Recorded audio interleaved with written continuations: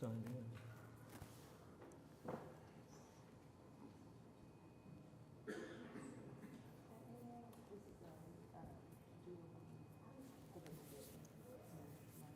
All right, I will call to order the October 22nd meeting of the Oklahoma City Riverfront Redevelopment Authority.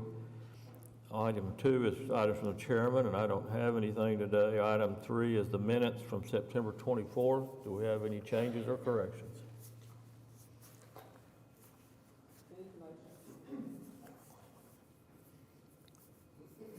Cast your votes.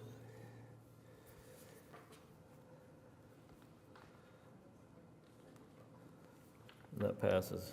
Item 4 is the consent docket. We have the oil and gas revenue report and the river corridor events update. Any questions on either one of those? Need a motion? Cast your vote.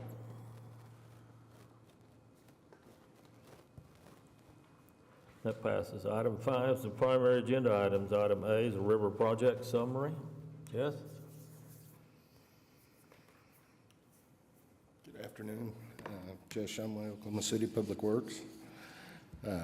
Our summary for the October is we're still considering projects, a rehabilitation project at May throughout the winter. Also, we have a lot of construction going on in the Eastern Basin. We have some presentations on that and future agenda items. And for the month of September, our crews removed 76 tons or 76 cubic yards of debris. With that, are there any questions? All right, very good. Thank you. Thank you. Need a motion to accept that report? Cast your vote. That passes. Item B is an update on the Okana Development and the Horizons District. I understand we're going to do the Horizons District first. Good afternoon. Good afternoon. Hello. So today I will be speaking about the Horizons District. Introduce yourself for those Yes. others up here that don't know who you are. Yes, I will get there. So good afternoon. My name is Paige Shepard. I'm the Director of Tourism for the Chickasaw Nation. I've been working there for 16 years. I know some people on the panel, as was pointed out, and I am happy to be speaking about the Horizons District today, which is the newest tourism district in Oklahoma City. So we will advance the slide, and I am going to acquaint you all with the Horizons District. So along the Oklahoma River on the south side, adjacent to the First Americans Museum, and inclusive of the First Americans Museum, is the Horizons District. You will see it is outlined here. We have pretty firm borders. So I-35 is our western border. First Americans Boulevard is our eastern border, the river is our northern border, and the railroad tracks are our southern border for the Horizons District. So within that area, the current attraction that is open is the First Americans Museum.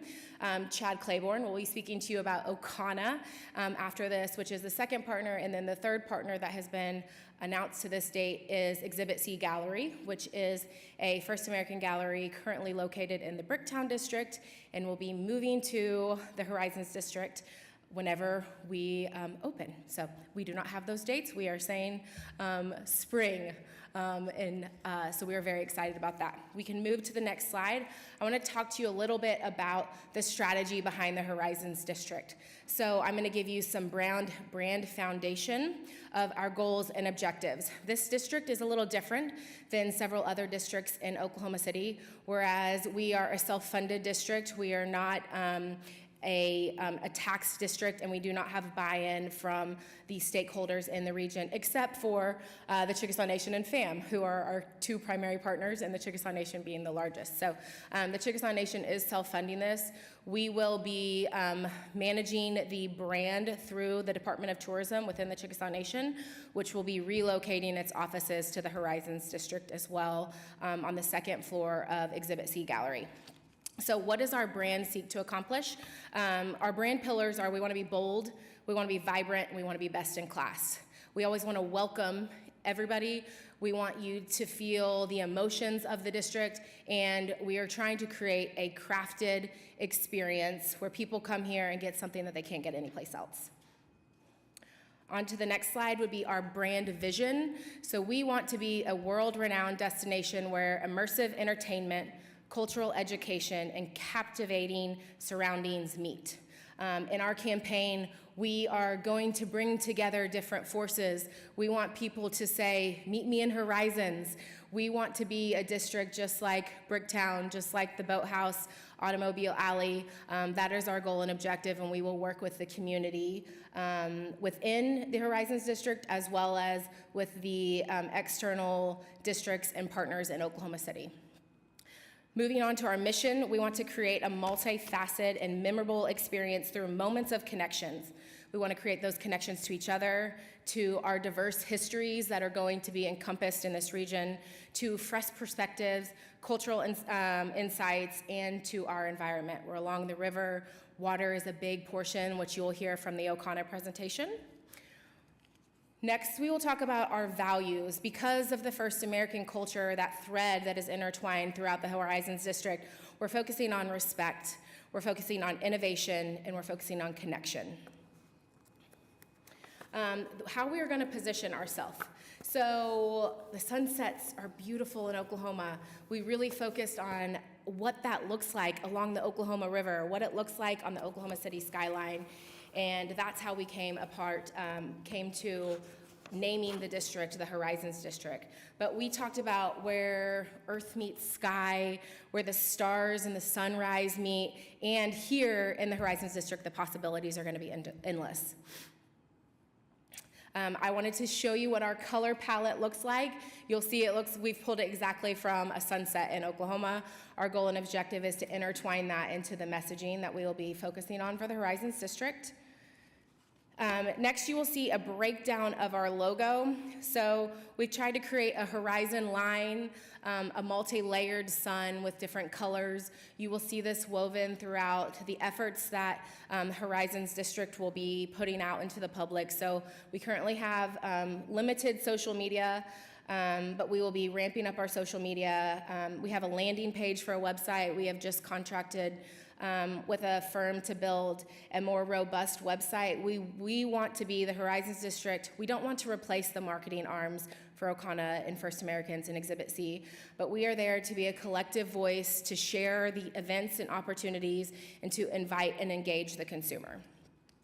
And I will take any questions if anyone has any questions, and we can move into O'Connor.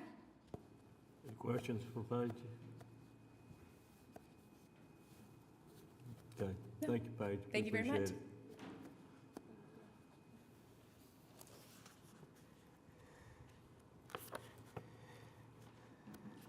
Good afternoon, everyone. My name is Chad Claiborne. I'm the owner's representative for the Chickasaw Nation in regards to O'Connor. So not knowing how familiar everyone is with the project, I'll start with some high-level things and move into some more detailed stuff. But as Paige mentioned, for the overall Horizons District, bold, vibrant, best in class. And so as you can see from the rendering here in the O'Connor logo, it's both bold and vibrant. Also, whenever you look at the parties involved in O'Connor, whether that's our GC in Manhattan, our operator in Pyramid Global, or our ownership in the Chickasaw Nation, we're definitely best in class in all categories. As well, as we continue to move through, one of the things about O'Connor that also is part of the Horizons District is we're trying to provide a district that is about experiences. And O'Connor isn't one of the anchors of that. Obviously, if you've been to the First Americans Museum, it is definitely an experience, a great facility, a great history lesson and culture to experience. At O'Connor, we focus more on the entertainment side, and that happens through experiences. And it's as simple as how we are intentional in selecting the in-room coffee, whether that's the shampoos and soaps and all of those things. Those are all touch points that we think are an experience, as well as both mixing local partners. So our in-room coffee, for example, is a local partner. Operations would kick me if I share who it is yet, but And then also non-local partners. So trying to bring new product offerings to Oklahoma City, whether that's as simple as our ice cream option. Our ice cream option in the resort will be a semi-small boutique brand out of Wisconsin. And so we're bringing that here in an exclusive agreement to bring a new product offering to our market. Entertainment-wise, we are partnering with a group called Home Run Dugout, which is a baseball simulator concept. They have a location in Katy, Texas, and are expanding into 2 other locations in some other states. We'll be their first licensed product here. Great, very approachable experience for all ages and all skill sets. I didn't even make my high school baseball team, and I can do it. So, you know, it's fun. It's fun. Continuing through the slide deck, O'Connor, 11-room hotel, 404 rooms, 100,000 square foot indoor water park, 4.5 acres of outdoor programming, which also includes our Adventure Lagoon, which is the 4th largest pool in the country. So it'll be a great place, whether that's during the summer and you're having an outdoor water experience, or in the winter whenever we'll alter some of those outdoor components to be more winter-friendly attractions. Additionally, we have Family Entertainment Center. And as we progress through the slide, I'll get ahead of myself on some of the programming, but naming, you know, what's in a name. Our name also is very intentional. We had 3 main components that we wanted to bring into that. Part of our ownership influence, which is 2 Chickasaw words, Oka, meaning water, and Encana, meaning friend. We merged those together to get us the concept of Okana. And in the logo, you can see how we have the O and the K in red versus the other colors. So we kind of have this, what we call a wink to our state, that we're very proud to be a part of. And the third thing is it needed to easily show at the top of Google when you searched for it. So it checked all those boxes. Continuing through the slide, economic impact, obviously different local groups, especially city groups, would be happy to hear about the fact that we have, over a 10-year period, $1 billion worth of economic impact. You know, that's a pretty large number, especially in our community. We think it helps to continue the momentum along the river development, obviously, in partnership with things like the Boathouse District, the impending 2028 Olympics event. And so we're excited to be a part of all of those city projects and partnerships. Continuing through on the programming side, this is where I knew I'd get ahead of myself. High level, 20,000 square foot game room. This is not a casino, this is an arcade. So I just want to make sure everyone is aware of that. There's, you know, never a casino that can be placed in this property. But we will have an arcade, so fun entertainment regardless. We also have the resort day spa, over 12, now 13 actually. They put over 12 because I didn't have the 13th approved yet. So we now have it approved. So we have 13 food and beverage outlets, and we'll talk about those here in just a little bit. Another exciting thing is we have 3 different outdoor programming events, 2 amphitheaters, one by the river, one on the interior. You see the rendering of the amphitheater on the river side. And I know Dennis is here. He's going to share an update on some of that too as well. So I won't steal his thunder. And then we have an event lawn as well. So 3 great spaces to bring a unique opportunity to our community in regards to our Oklahoma City offerings. Continuing through, one thing about this type of property, with it being a water park resort property, is all of our guest units are larger than your traditional guest units at like a Marriott or the Skirvin or things of that nature. They're intended for high occupancy, so industry standard in business travel is 1.5 people per room. We have 4.6 people per room. So double queens with pull-out sofas, suites with a king room, double queen, little living seating area with a fold-out couch as well. So there's different options on that, but for high occupancy. because you want to bring your family, you want to bring your friend group, you know, and go experience the water park. Here's a couple of early renderings. There's a slight changes before rendering that happened before we had the art license signed. So, but we do have all First American art in the resort, thanks to the support of Exhibit C and Page's team. So we will be displaying art from a number of both Chickasaw and First American artists from the 39 tribes in Oklahoma.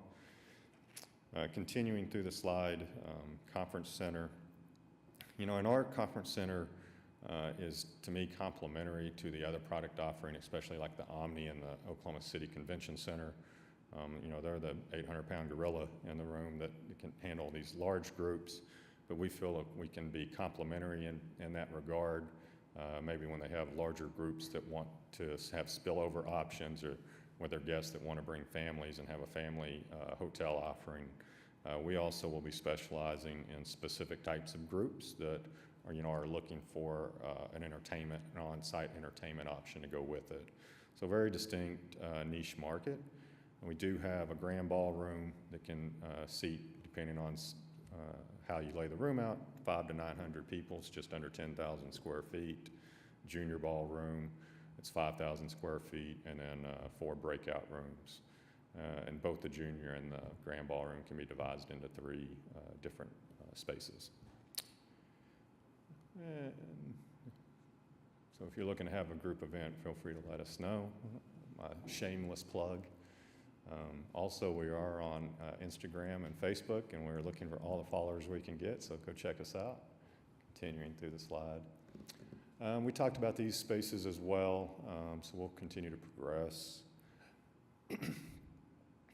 Indoor water park. And you'll see a couple of pictures here. This is an example of our multi-level play structure. This is kind of the above the little kid section before you get into kind of the big kid or adult section of the slides. You have your iconic dump bucket, which is, you know, a staple in these indoor water parks. Very exciting moment. And then some different various slides and other kind of water features. One thing, you know, as we look through these slides that's beneficial to consider again is, you know, seeing how we're reinforcing this, you know, vibrant colors, things of that nature to match what we're trying to do with the district as a whole. On the left, you can kind of see an overview cut through our ceiling. A little peekaboo moment on the right rendering in the roof. We do have a very large skylight to bring in natural light, as well as you can see on the far right, 3 corners of our water park also have, oh man, the word's blanking me, but essentially glass walls, storefront, curtain wall. And so we have a lot of natural light that comes into the water park to make it feel open and vibrant. As we continue to progress, yeah, this is the one I like showing the most. So selfishly, I'm excited for this image on the left. This is called a water coaster, which is unique to our region. It's a water slide that you go down, and then water jets push you back up, you know, go through a turn, does the up and down again. So really unique, really fun. You know, one of the other staples is both slides that go in and outdoor. You know, one of the great things is that these slides are visible from I-40, so very representative of what our property is to any passerby. Outdoor water programming, as we talked about, the 4th largest pool. On the right, you see our drop slides. As we progress, there's a couple other images on these 2 smaller pools. There we go. On the right-hand side is it's actually a 10,000 square foot pool, which looks small compared to the larger lagoon, but that's actually a really large pool in itself. It has a floating obstacle course / kind of bounce house concept called a Wibbit, and you see an example of that a little bit there. It's kind of, you know, American Ninja Warrior meets your backyard bounce house. So, yeah. Moving into food and beverage. So as we talked about, 13 different food and beverage outlets. As far as at the time of this, 3 primary restaurants, 2 of which of these 3 brands are inside the resort, Jackrabbit and Cheeto, and we'll see some conceptual imagery of those. Smokehouse Social is located outside of the resort. All three of these will be open to the public. Smokehouse is just a little more accessible from a getting it to its standpoint. Jackrabbit is our primary restaurant inside the resort, gastropub style. These are inspirational photos and not, to be interpreted as the exact look of the property. One of the things that we'll see develop throughout the resort at times is this character that you see with, a gentleman named Jack Rabbit. I think that'll be a fun thing for both children and adults, or those of us that are young at heart. Cheeto, this is our call it more approachable lunch kind of concept. Great thing about this, and another thing that we try to do at O'Connor just organically with our design and floor layouts and locations of where we put things. This restaurant has a seating area with a pony wall, kind of like you see in this front here, so that say the parents want to have an adult beverage, they can look over the pony wall into the arcade, see their kids playing. You have the ability to have that sense of safety, while also still enjoying your chips and salsa or whatever you want to do. We also have this inside the water park. The water park, you enter on a mezzanine level. Kind of all the more kid-focused items are on the first floor, and the only, other than emergency exits, obviously, the only way to get out is to go through that mezzanine level. A mezzanine level is more targeted to the adults, so you have your food court up there with 3 concessions, and we'll talk about those in a minute. The bar area, kind of an elevated lounge seating area, video wall, and also the ability to go to a rooftop patio. So more adult-centric on the mezzanine and more kid-centric on the first floor. Smokehouse Social, barbecue restaurant, along with 3 golf simulator bays that also have multi-game functionality. We are trying to lean into the entertainment concept, which is a term that's a buzzword nowadays, where you have some form of an attraction mixed with some form of food and beverage offering. This is a host of what our food and beverage offerings are. Again, our goal with O'Connor is, it's experience, to be fun, to be cheeky, make us feel like a kid again. The kids are already going to have fun there because if you got chicken strips, pizza, and water slides, they're set. And so we wanted to target also the adults, so we have some fun with some of the characters like Waterbird and things of that nature, Frosty Flamingo. Our outdoor swim-up bar, this one is unique in the fact that it's the only swim-up bar in the state that's not on tribal property. And so very bespoke to our community, something I like to brag about for the development team and the effort that they were put in to get that accomplished. Should be fun to sit there and have a drink too. As we talked about, our arcade experience, continuing to progress. The day spa, this is located outside of the resort as well, open to the public as well as our hotel guests. Same thing, if you have any questions, more than happy to answer any questions you may have. The spa. So yeah, in that regard, Paige kind of gave me an intro into that. So we are looking at targeting spring of 2025. We haven't released yet the official ribbon cutting date and grand opening dates, but that will be coming most likely in late November. We'll announce those. You can go to our website already and book and reservations are available, with the earliest available date being April 1st. So you at least have a bookend of what the latest date would be. But we do plan to beat that date.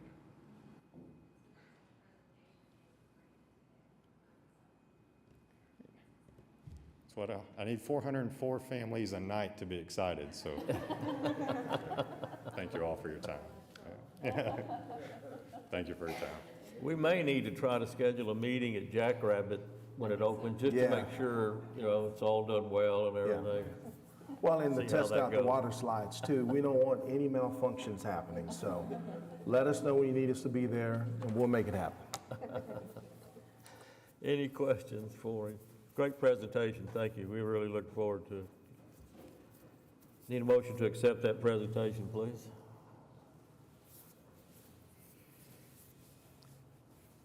Cast your vote.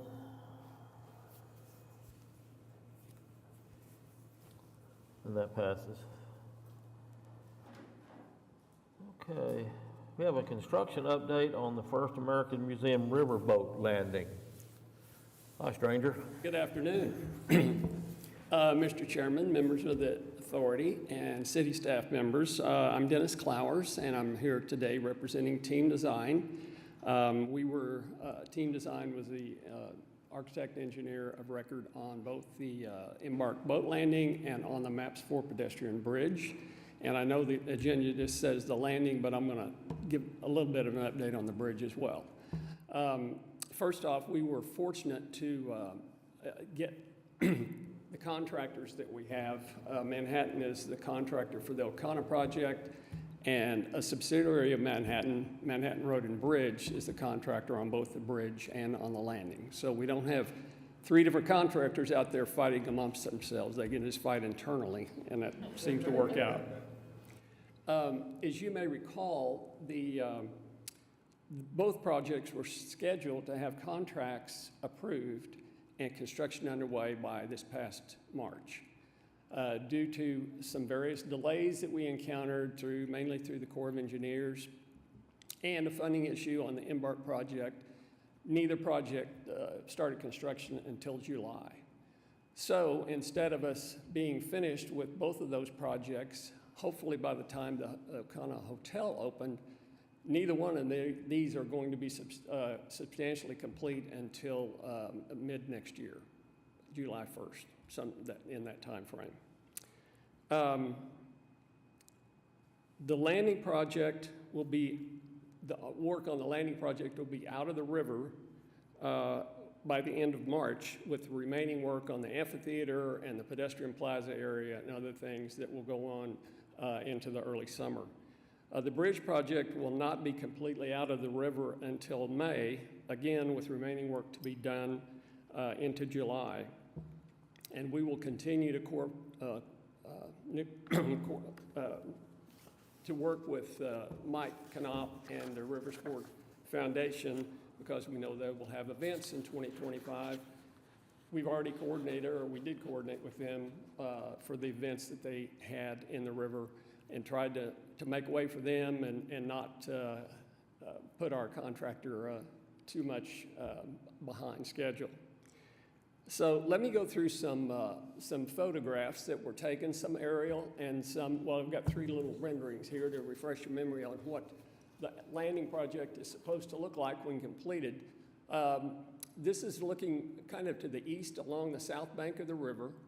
And the dotted line is where the edge of the river is right now, and you can see the notch that will be created for the landing, and then the pedestrian plaza area to the south and to the east of that. This is looking at the same area, but from a little different angle. Go ahead, David. And this is looking at the same area, but from the opposite side, looking from south to north. All these photographs I'm going to show you are about 2 weeks old. So there's been work that's gone on since they were taken. But this will give you an idea. This is looking at the bridge site. You can see at the top of the screen the O'Connor Hotel. The bridge abutment you can see on the south or the north bank of the river. And you can see the barges that the contractor is using to hold their equipment and to work from. There's one of the piers that you can see just to the left of one of the barges. Go ahead. This is the same area, but just from a little different angle, looking east toward the eastern dam. And again, this is 180 degrees around, looking back to the west. You can see they've got quite an operation going there. This is looking at the landing area. You can see steel sheet piling driven along the south bank of the river, and then that entire site is continually being dewatered so they can do the excavation, get down to where they need to be. What you see kind of in the middle with the angle, look like a boomerang, that's the foundations for the walls and for the sidewalk plaza area that will be above that. Same thing, just from a little different angle. You can see the proximity to the hotel and the parking garage. And turning around, looking back toward the bridge construction across the Embark landing site. And that gives you kind of an overview right there of Chad's project and the bridge project and the Embark project. Just some more, this is wonderful, looking at dirt work and steel and concrete. I mean, how much better can it get than looking at stuff like this?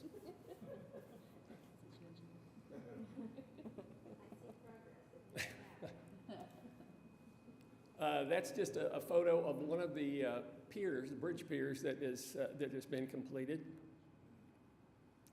And this is a closer look at one of the bridge abutments on the one on the north side of the river.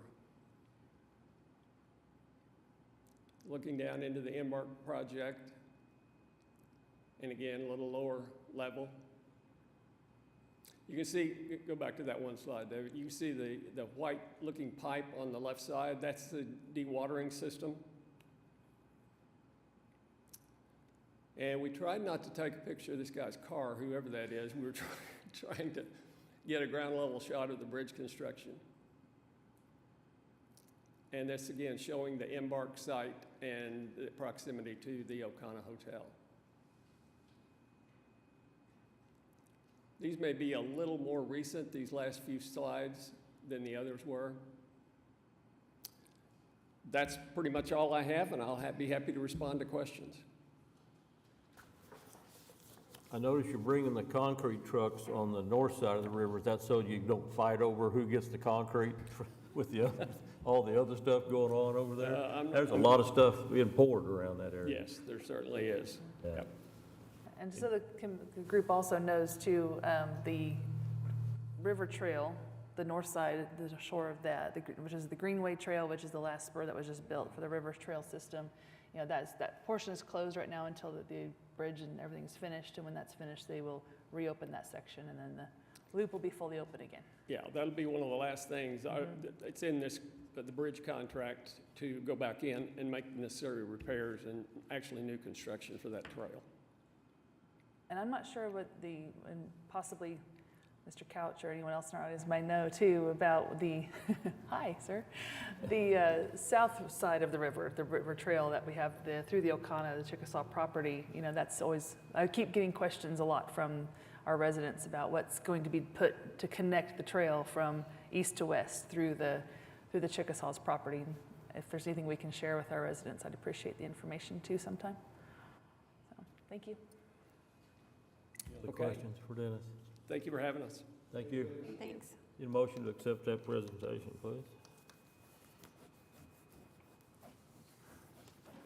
Cast your vote.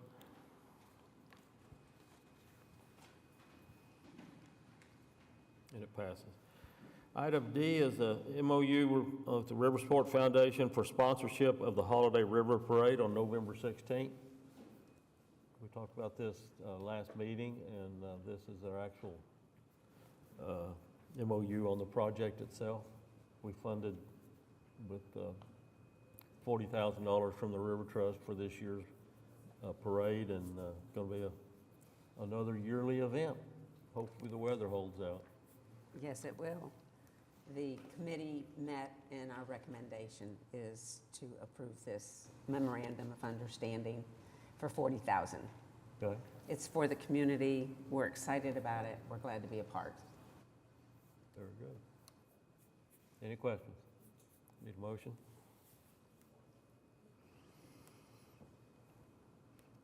Cast your vote.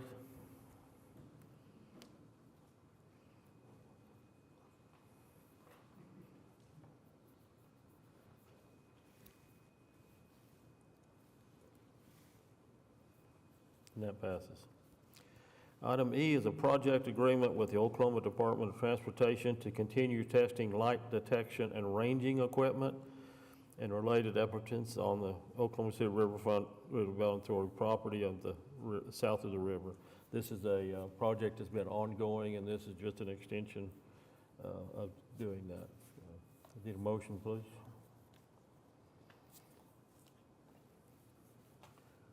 Cast your vote.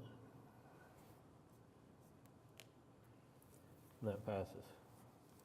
Item F is a revocable permit with SKD Events LLC for the Riverfront Grand Prix, November 30th through December 1st, using our property south of the Oklahoma River near Northeast 23rd. Any questions? Need a motion, please?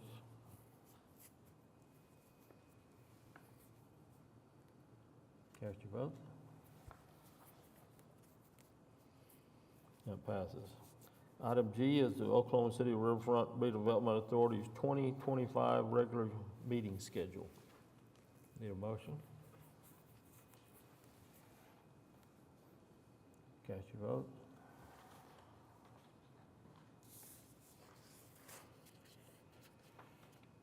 And that passes. Item 6 is the claims docket. Any questions on the claims docket?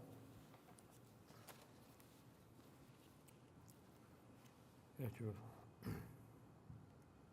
your vote.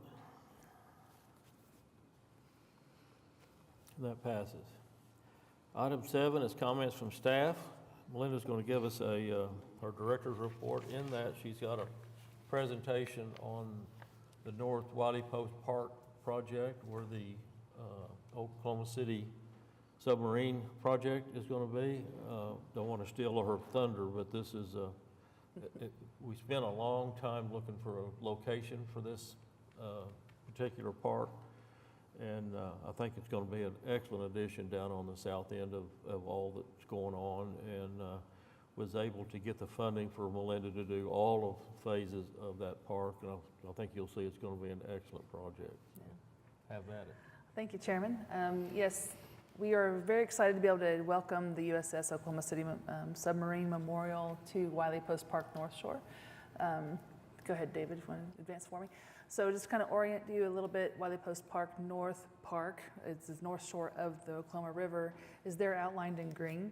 The red outline is Manuel Perez Park, which is also home to the Medal of Honor Memorial for Oklahoma Medal of Honor recipients. The yellow outline is the Lower Scissortail Park, and the blue is, of course, Upper Scissortail Park.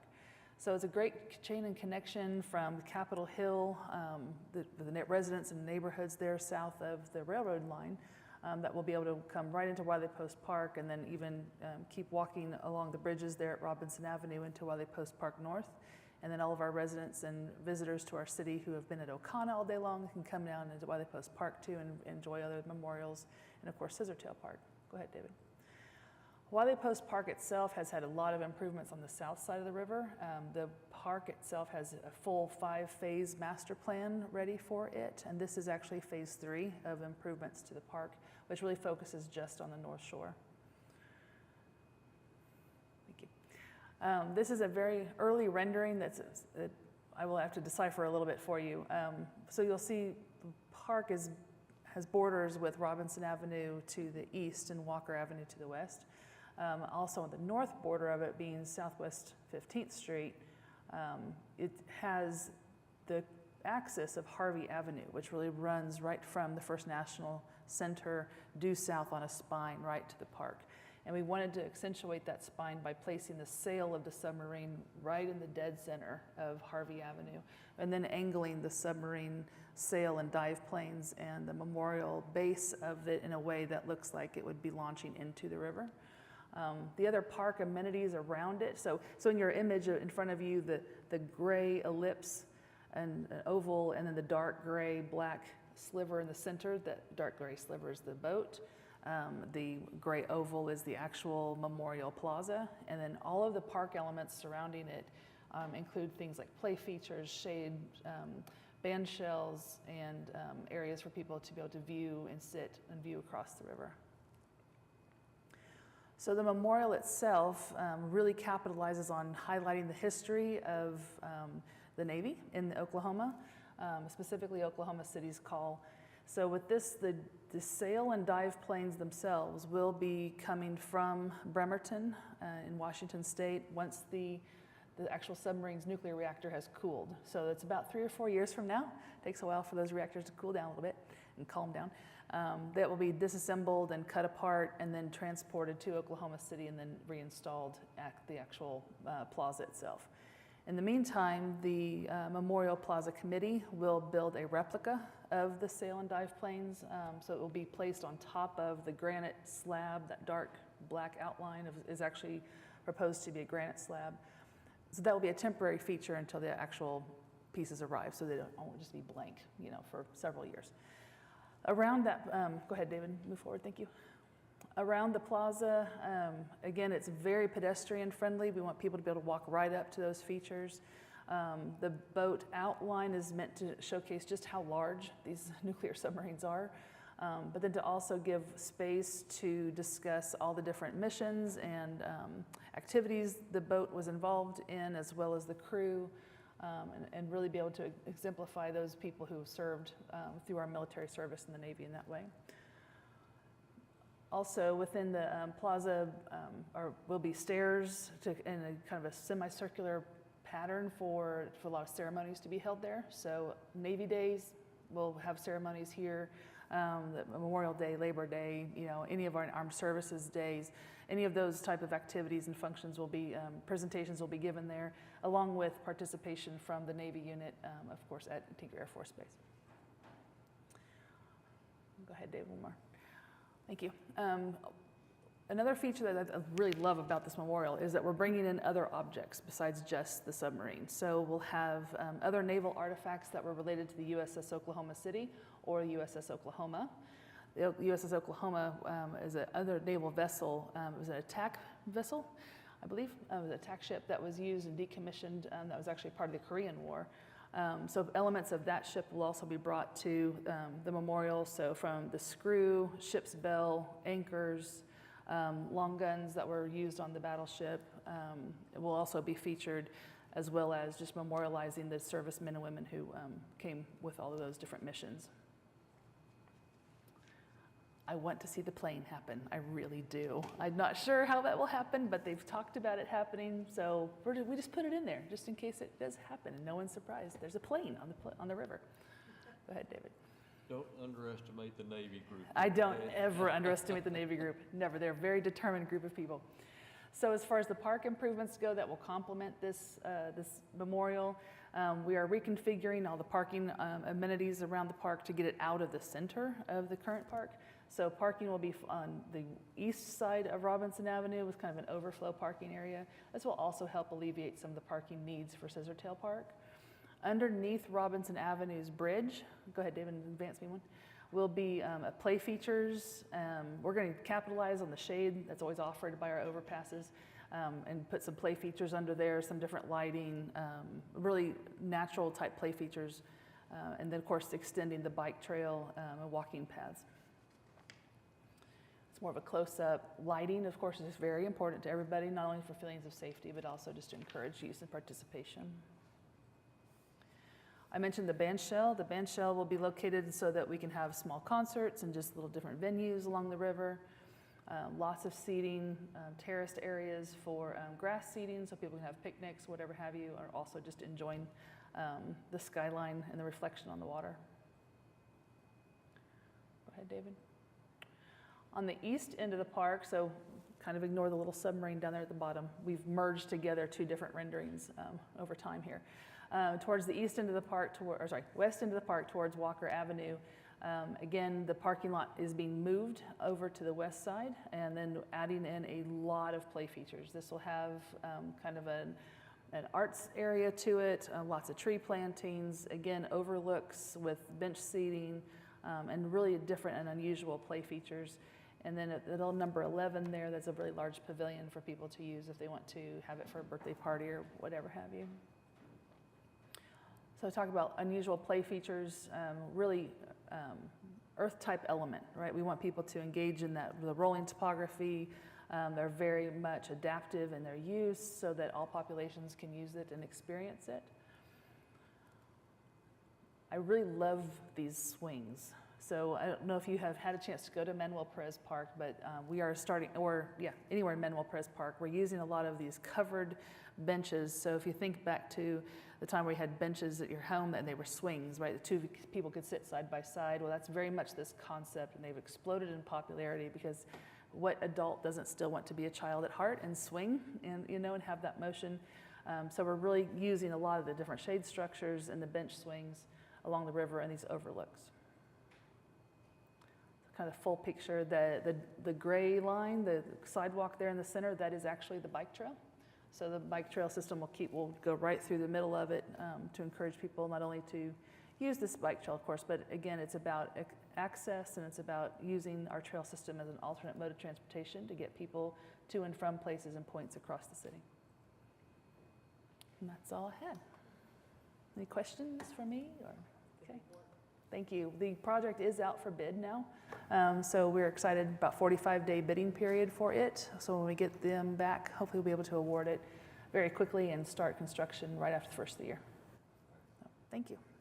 Besides the submarine park part of it, Melinda originally was going to have to do the entire park itself in phases, but thanks to some help with the TIF district down there, and former Mayor Norick, chairman of that district, bought into this plan and have provided the funding so that all of the park can be done at one time, which I think is going to be a tremendous asset down there. And I've kind of been nudging Melinda along to get with Embark and see about getting a grant for another riverboat landing along the river there. I think it'd be another excellent addition to that if we could get it. So anyway, all a big wish list. Christmas is coming on. We can do our wishing, I guess. Any other questions on that or her report, either one?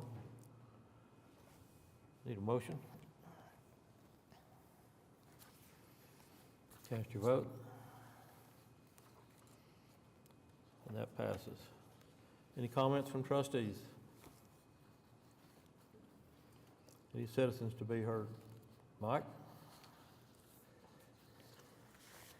Hello, everyone. Mike Knapp with River Sport. I want to thank you all for your support of the Holiday River Parade. I think it's going to be a really spectacular event this year on the 16th. Really invite you all to join us or even get on a boat, which we will have available at the time. We'll have of course, the skiing elves will be back, and we're going to have the farm truck, which will be out as well, and then spectacular laser show, fireworks, and then also we got a call out for entries. So if you know of anybody who would like to bring their boat out, this would be the time to get thinking about that. We have our own fleet of boats that we put to use along with the river cruisers, so it'll be a really great parade.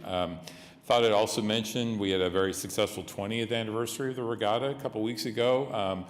Very well received, and great way to kick off the next 20 years, I guess. But we did open the new Trailhead Bike Park, and if you haven't been down there to see it, I encourage you to take a look. Thank you, Melinda, for your help with that project, and we have a lot of great partners, and it's been just, people are loving it.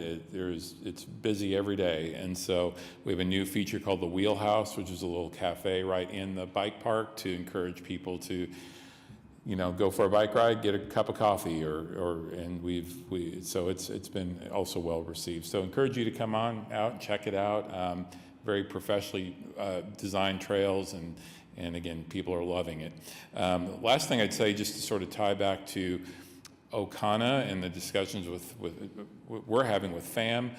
This past weekend was the Head of the Charles Regatta in Boston, it's the largest regatta in the world, and we always have participants from Oklahoma go to that event, all our universities and our teams. But this year, in this historic event, was the first ever all-indigenous rowing crew that rowed in Boston. And 3 of the 5 rowers in that all-indigenous rowing crew were from River Sport. So I thought that was pretty cool. So, all right. Thank you. Thank you, Mike. Okay, anything else? We are adjourned.